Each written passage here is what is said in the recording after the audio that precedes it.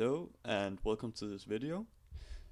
Today I would like to talk about a application that I made called MusicTools and also demonstrate how it is used. First and foremost, MusicTools is a free and open source application. In the description of this video you can find a link to the GitHub and also a download link. And here you can read more about MusicTools, and you can also read how you can contribute to the project, um, or just make some changes to the code and use it yourself if you want to. But yes, you should definitely check it out, the GitHub. So first I would just talk a bit about who I am. My name is David. I'm interested in music theory and programming. And I've always wanted to make music, but I'm not very good at the traditional way of composing. And that's kinda why I'm in search of another way of composing and why I ended up making MusicTools.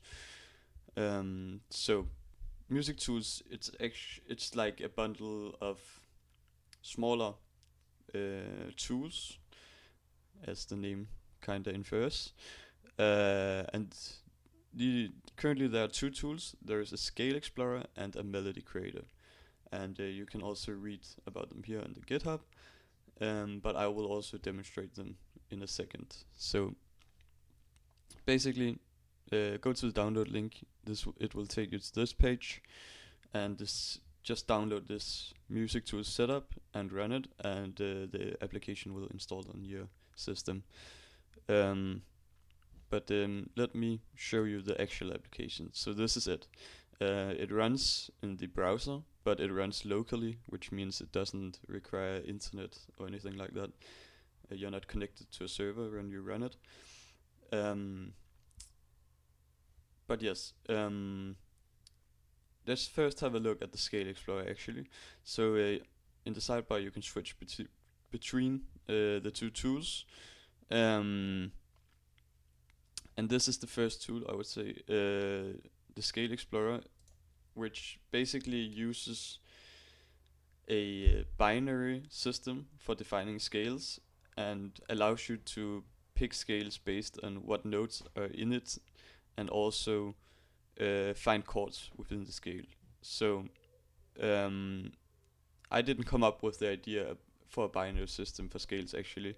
That was I believe first where I got the idea from was a composer named Ian Ring, I think, a Canadian composer. He has an article on the internet called A Study of Scales by Ian Ring, and you can just search for it. Yes, ianring.com/music-theory/scales.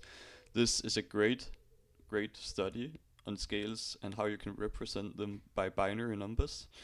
And this is actually where I got the idea for the Scale Explorer. But the Scale Explorer is it's just a system for selecting a scale based on the notes inside the scale. So you can toggle these on and off, and based on what notes are on, you can see the scale here, the scale name over here. You can also play the scale, you can copy it. If you copy it, it will actually copy it to your clipboard, and it will show a decimal here. The decimal is actually not a decimal in the usual sense. It is actually just a number, an integer number, but we call it a decimal, and yeah, when it's binary, that's why you just kind of have to live with that. But the decimal is actually derived from the binary that we can see up here. So this binary, for example, you read it from right to left here. So it would actually be, when this note is on, it would be 1 0 1 1 0 0 1 1 1 1 0 1, but reversed, because there's some weird stuff about that. You read binary reverse, but here it's from left to right. But the decimal is actually derived directly from the binary number. So you can see if we switch the decimal here, it will change the binary number up here, or the scale itself. Actually, it's just changing the scale. You can also see the name out here changes. But let's just go to the major scale. It has this binary. As we can see, this is the major scale, and we can play it.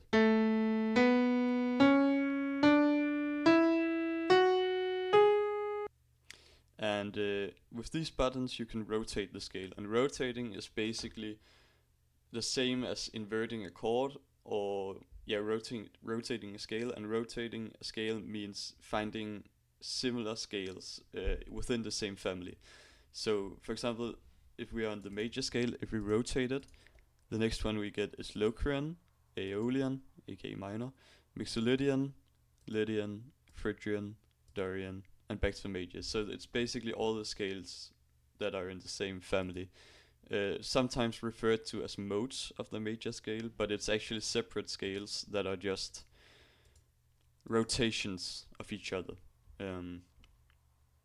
So we call it modes sometimes, but it's not really a very good descriptor.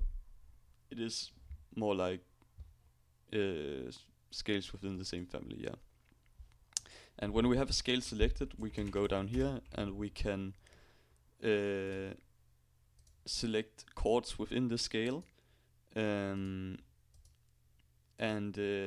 Yes, basically this is a major triad, as we can also see at the chord name over here. And we can also play it. And down here we can select what intervals are present. So basically we can see right now the third interval is a major, the fifth interval is a perfect, and all these are omitted, which means they aren't present. But we can also toggle them on. So now you can see we use a major seventh, which means it becomes a major seventh chord, and we can basically toggle all of these on if we want to, and all the notes in the scale are present in the chord.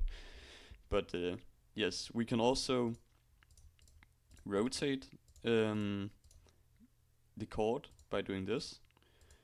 And this basically is like inverting the chord, but even though we are inverting it, we don't get like major triad first inversion, major triad second inversion. This is actually viewed as separate scales in this system.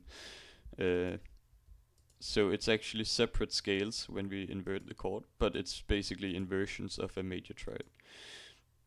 And we can also copy it. And one thing about copying it, it will first and foremost copy the chord or the scale to your clipboard. Here we can see this is an A major triad chord, but it will also copy it directly over to the melody creator. So here we can see we have the scale of an A major triad selected here. So if we copy the major scale here, we can see now this is selected in the melody creator, which is just a shortcut. Maybe I will add a separate button for doing that and copying it to the clipboard, so it isn't the same action, but right now I think it works okay. So now let's move over to the melody creator. Yes, the melody creator is a system for generating a melody based on mathematical equations or expressions. And you start by defining some things about the melody, for example, what time signature. This actually doesn't have an effect on the generated melody, it only has an effect on how it will show up in the MIDI when you open the MIDI in like a DAW or in MuseScore or Sibelius or something like that. It will show up as that time signature. So you can select a numerator and a denumerator, and yeah, so now for example it's 3/4 time signature. You can also change the tempo that will be played in. It will both be playable in here, but also it will change the tempo in the actual MIDI. Then you can change the length of the generation. This is not in bars relative to the time signature. It is actually in quarter notes. Just be aware of that when you set the length. So this is actually 4 bars in 4/4, but it would be another number of bars when we are in 3/4. So we can just set it back. Now this is equal to 4 bars, but no longer 4 bars in this time signature. And this is the scale, and the effect the scale has on the generation is that basically any node that we generate will be within this scale, because the pitch down here that we generate is actually interpreted as scale degree in this scale. So for example, 0 in an A major scale would be A, and so on. Yeah, 1 would be the next note, and so on. 1 would be B, 2 would be C sharp, 3 would be D, and so on. Yes, then we have this down here, the section where we can add expressions, and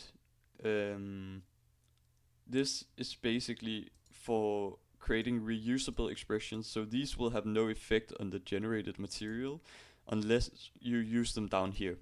So we can add as many as we want until there are no more letters in the alphabet. So I guess that's 26 in the English alphabet. And they will all be lettered, and those letters are the ones we also use down here. So for example, let's just start with 1. We can do sign, and one thing you'll notice is if I copy something to my clipboard, let's say I copy this, and I rerun this here, you can see it says copied X to the clipboard. This isn't the usual X that is on the keyboard. This is actually like a mathematical X, which you cannot use the default X here, because that would be this basically gets replaced with a value before we evaluate this, which means if we use something like max X, then this X over here would also get replaced. That's why we have to use a special X.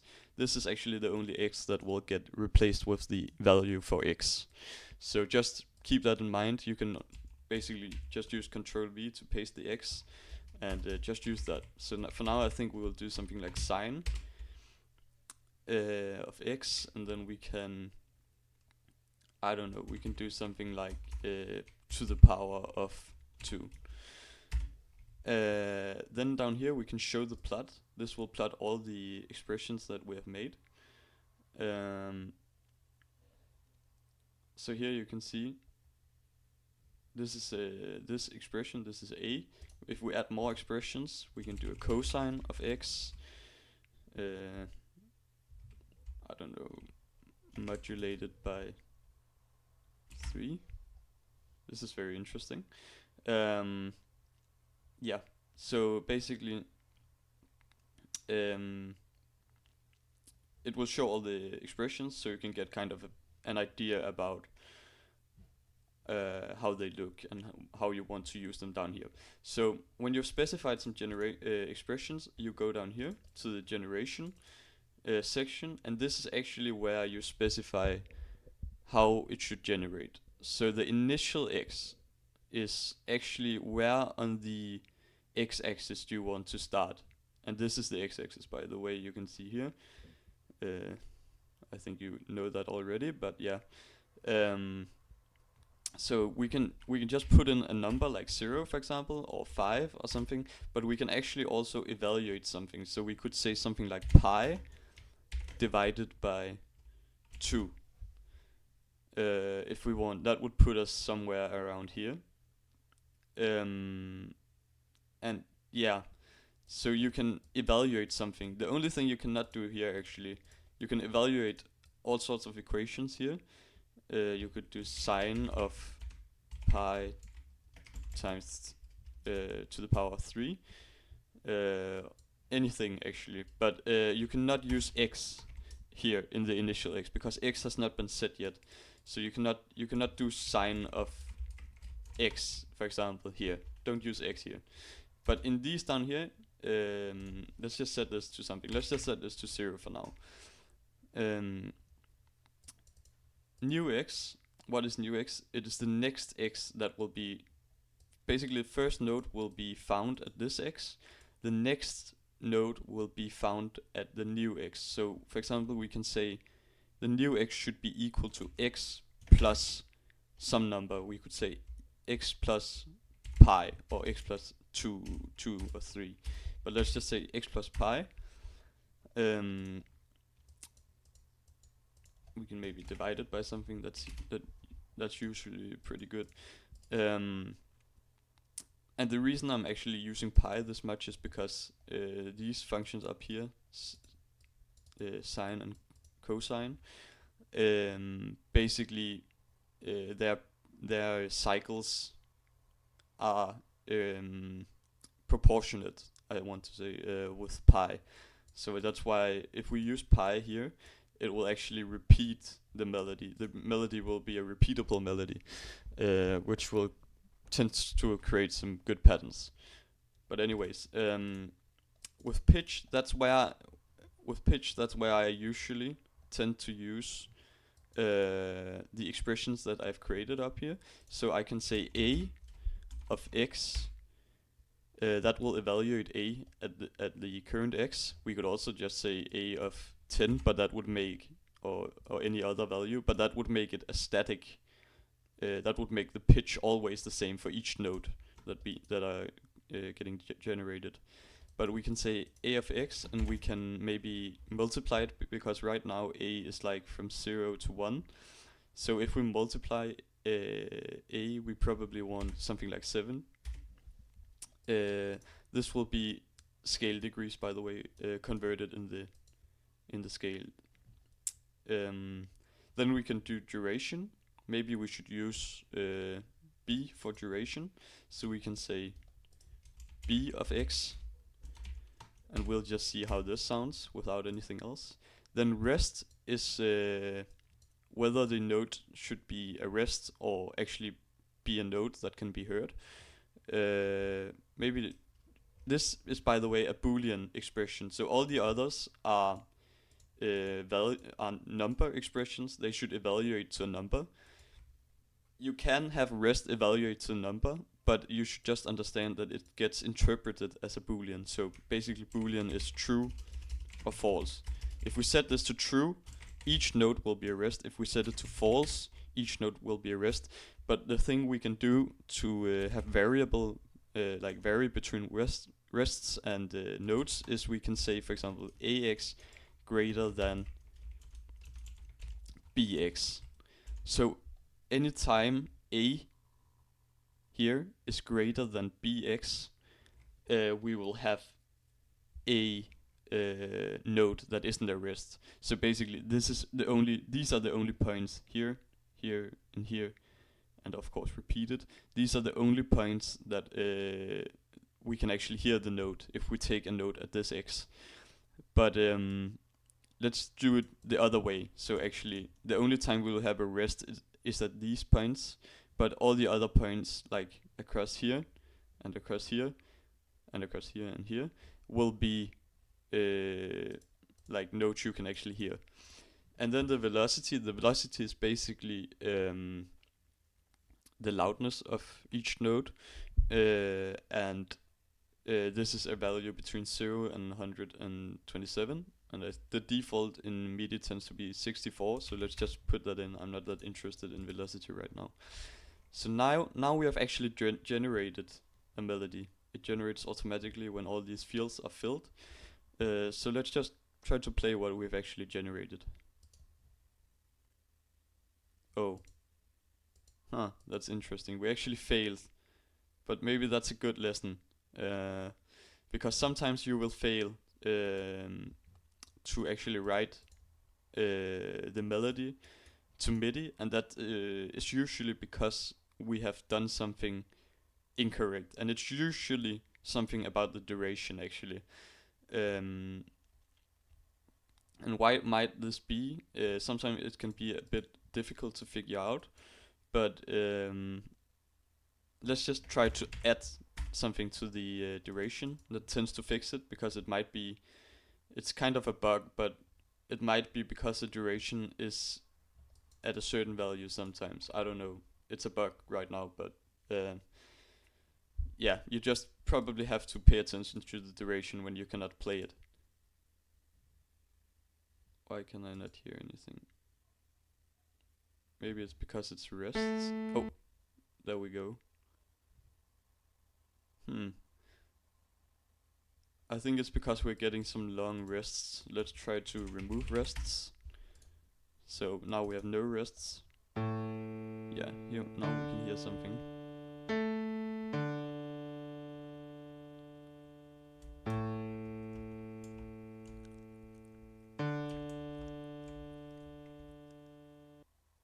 Okay, so that was kind of interesting. Let's maybe try to divide the duration to make it a bit faster, maybe just 2, divided by 2, and let's try to divide this by 8.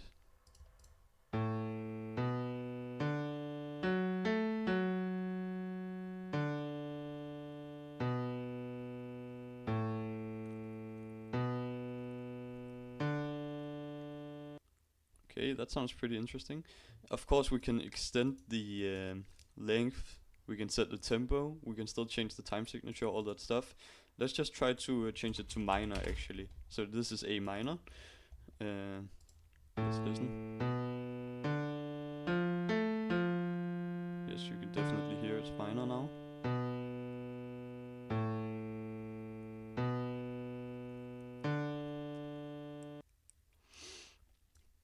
So I think it's pretty interesting. And this is kinda where you have to tweak the values. So now I just extended the length actually, but maybe we should make it a bit faster still.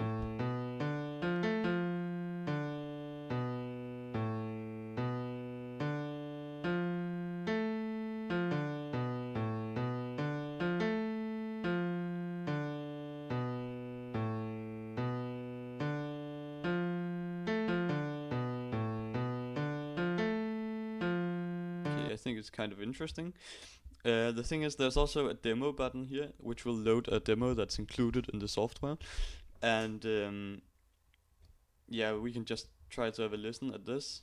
This uses a bit more sine waves,